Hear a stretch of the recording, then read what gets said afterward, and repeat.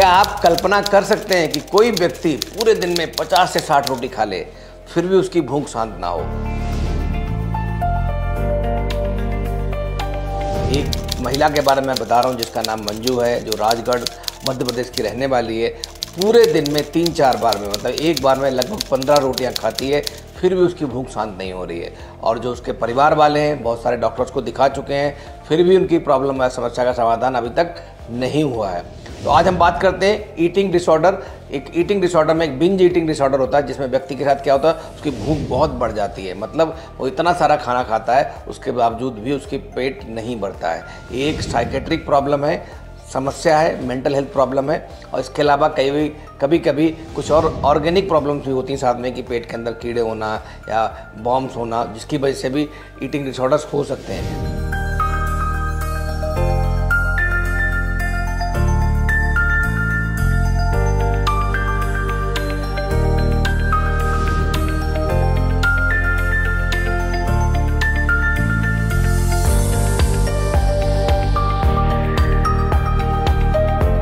But इतनी सारी amount में अगर कोई रोटियां खा रहा है तो एक नॉर्मल नहीं है, ये बॉम्ब्स नहीं है, but definitely mental psycho illness है, साइकोसोमेटिक इलनेस है, जिसका इलाज संभव है।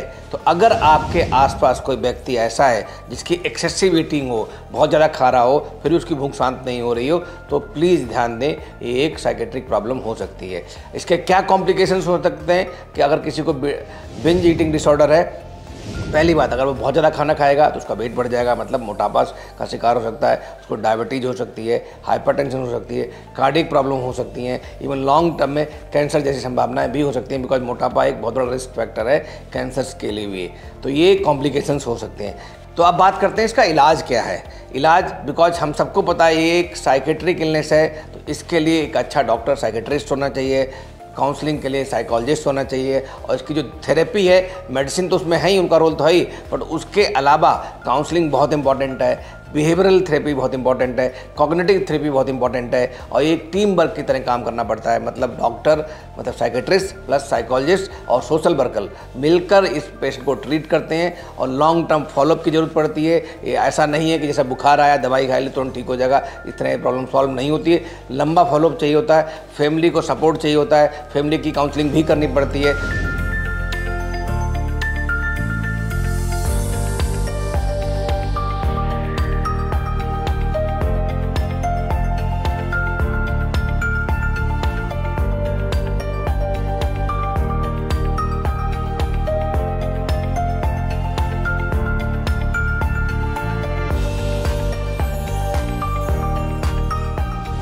तो अगर आपके परिवार में, आपके आसपास कोई इस तरह का इंसान है जिसको एक्सेसिव भूख लग रही है, जिसको बिंज ईटिंग डिसऑर्डर है, फिर भी उसकी भूख शांत नहीं हो रही है, तो इसको प्लीज़ नॉर्मल ना माने और उसके अगेंस्ट कोई मेंटल या माइंड सेट ना तैयार करें।